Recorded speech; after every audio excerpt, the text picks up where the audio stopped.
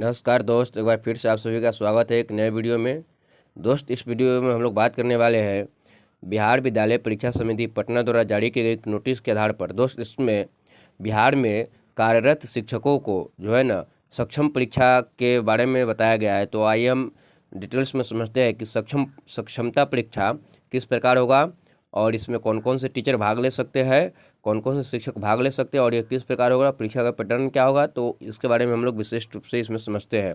यहाँ पर देख रहे हैं बिहार विद्यालय विशिष्ट शिक्षक नियमावली 2023 के नियम 4 के परिप्रेक्ष्य में स्थानीय निकायों के शिक्षकों की सक्षमता परीक्षा 2024 का आयोजन एवं उक्त परीक्षा में सम्मिलित होने हेतु आवेदन पत्र भरे जाने के संबंध में आवश्यक सूचना। तो क्या है कि सक्षमता परीक्षा से संबंधित बातें इसमें बताया गया है। यहाँ तक बताया गया है कि यहाँ पे है प्राप्त मार्ग के आलोक में स्थानीय निकायों शिक्षकों के प्रथम सक्षमता परीक्षा 2024 हेतु ऑनलाइन आवेदन के माध्यम से दिनांक 1/2/2024 से लेके दिनांक 15/2/2024 तक आवेदन कर सकते हैं। यानी कि आपको 1 फरवरी से लेके 15 फरवरी के बीच में क्या करना है, आवेदन करना है। 15 फरवरी के बीच में क्या करना है, आवेदन करना है। 1 फरवरी से लेकर 15 फरवरी के बीच में आपको क्या करना है कि आवेदन करना है। आगे बताया जा रहा है कि संरचना में बताया जा रहा है कि सक्षमता परीक्षा में प्रश्न बहुविकल्पीय होंगे। प्रत्येक प्रश्न 1 अंक का होगा, निगेटिव मार्किंग नहीं होगी। यानी कि आपका क्या होगा, ऑब्जेक्टिव क्वेश्चन होगा, ऑब्जेक्टिव टाइप क्वेश्चन होगा और प्रत्येक क्वेश्चन जो है 1 नंबर का होगा। प्रत्येक क्वेश्चन कितना नंबर का होगा, 1 नंबर का होगा। और इसमें जो है ना आपको क्या है कि निगेटिव मार्किंग नहीं होगी, कोई निगेटिव मार्किंग नहीं होगी। यहाँ पे आगे बताया जा रहा है विषय कोड की बात किया गया है। तो शिक्षकों का विषय भाषा एवं समान विषय 301 जो है ना, यहाँ पर देख रहे हैं कि अलग अलग विषय के लिए अलग अलग कोड है। यह कक्षा 1 से 5 तक के लिए है, यह मध्य विद्यालय के लिए है जो कक्षा 6 से 8 तक है, मध्य विद्यालय कक्षा 6 से 8 तक के लिए है। और यहाँ पर आप लोग देख रहे हैं कि हाई स्कूल के लिए है, माध्यमिक विद्यालय 9-10 के लिए विषय कोड है, सभी अलग अलग विषयों में है। और उच्च माध्यमिक विद्यालय के लिए कक्षा 11-12 के लिए यहाँ पे विषय कोड की बातें बताई गई है। पाठ्यक्रम के बाद बताया गया है बिहार लोक सेवा आयोग द्वारा आयोजित TRE 1 और TRE 2 के लिए निर्धारित पाठ्यक्रम, यानी कि बीपीएससी के द्वारा TRE 1 का जो पाठ्यक्रम था और TRE 2 का जो पाठ्यक्रम था वही पाठ्यक्रम जो है इसमें भी रहने वाला है।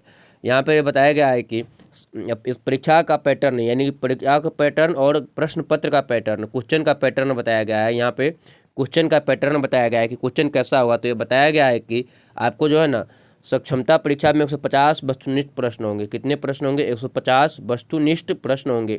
इन प्रश्नों का विवरण तथा संख्या इत्यादि निम्नवत होगा। अध्यापक की श्रेणी यहाँ पे दिया गया है। कक्षा 1 से 5 के लिए 150 प्रश्न होंगे। कितने प्रश्न पत्र होंगे, 150 प्रश्न होंगे। भाषा 1 से 30 प्रश्न होंगे। सामान्य अध्ययन से 40 प्रश्न होंगे और भाग 3 समान विषय से आपको 80 प्रश्न होंगे।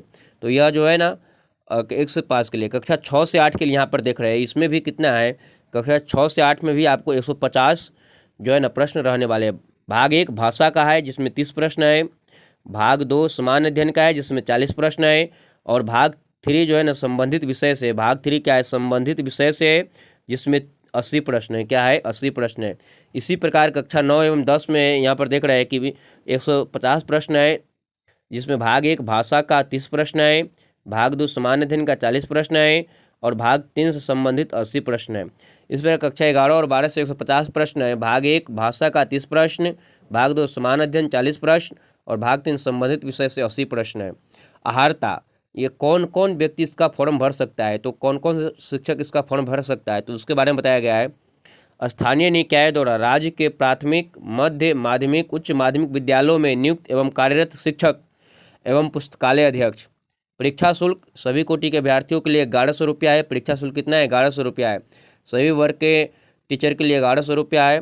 परीक्षा की प्रक्रिया एवं अवधि, परीक्षा प्रक्रिया एवं अवधि, सक्षमता परीक्षा कंप्यूटर बेस्ड टेस्ट यानी CBT माध्यम से आयोजित की जाएगी। इसकी अवधि 2 घंटा 30 मिनट की होगी। आपको पता होना चाहिए कि दोस्त 2.5 घंटा का एक परीक्षा होगा। कितना घंटा का, तो 2 घंटा 30 मिनट का परीक्षा होगा और यह कंप्यूटर बेस्ड होगा, कंप्यूटर आधारित होगा, यानी कि CBT होगा, ऑनलाइन एग्जाम होगा। तो ये परीक्षा क्या होगा कि ऑनलाइन एग्जाम के आधार पर होगा। यहाँ है सामान्य वर्ग, जनरल वर्ग के उत्तरांक है 40, पिछड़ा वर्ग का है 36.5 और अत्यंत पिछड़ा वर्ग का है 40।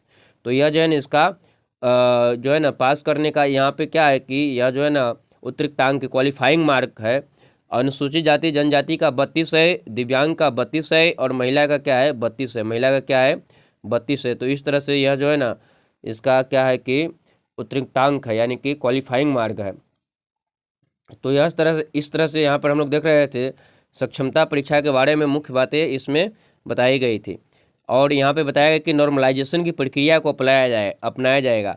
कंप्यूटर बेस्ड टेस्ट विधि से आयोजित की जाने वाली परीक्षा जिनमें अभ्यर्थियों की संख्या अपेक्षाकृत ज़्यादा होती है का आयोजन एक से अधिक पालियों तिथियों में किया जाता है। ऐसी परिस्थितियों में सामान्यतः अलग अलग पालियों के प्रश्न पत्रों को अलग अलग कठिनाइयों के स्तर को एक कारण परीक्षा फल में तैयार करने से पूर्व विशेष नॉर्मलाइजेशन की विधि अपनाई जाती है। तो इसमें नॉर्मलाइजेशन की विधि भी अपनाई जाएगी।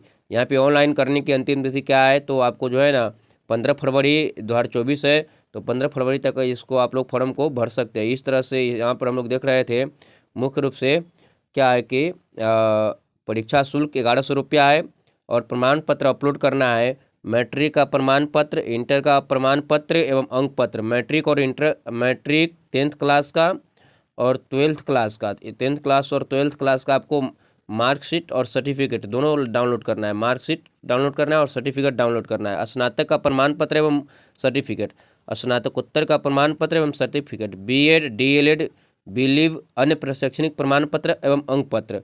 आधारित श्रेणी में आवेदकों के लिए प्राधिकरण निर्गत जाति प्रमाण पत्र, आधार कार्ड, टीई, सीटेट, स्टेट उत्तीर्णता प्रमाण पत्र और इसके अलावा जो नियोजन इकाई द्वारा जारी नियुक्ति प्रमाण पत्र और इसके अलावा जो दिव्यांग आवेदन के लिए सक्षम प्रमाण पत्र। तो इन सारी चीज़ों को आपको क्या करना है, इन सारे डॉक्यूमेंटों को अपलोड भी करना है। तो इतना सारा डॉक्यूमेंट इस पर क्या कर सकते हैं कि आप लोग अपलोड कर सकते हैं। तो दोस्त यह सक्षमता परीक्षा से संबंधित मुख्य बातें था। वीडियो कैसा लगा है हमें ज़रूर बताइएगा और मेरे द्वारा दी गई जानकारी स्पष्ट होती है तो प्लीज़ कृपया आप मेरे चैनल को सब्सक्राइब कीजिएगा। धन्यवाद।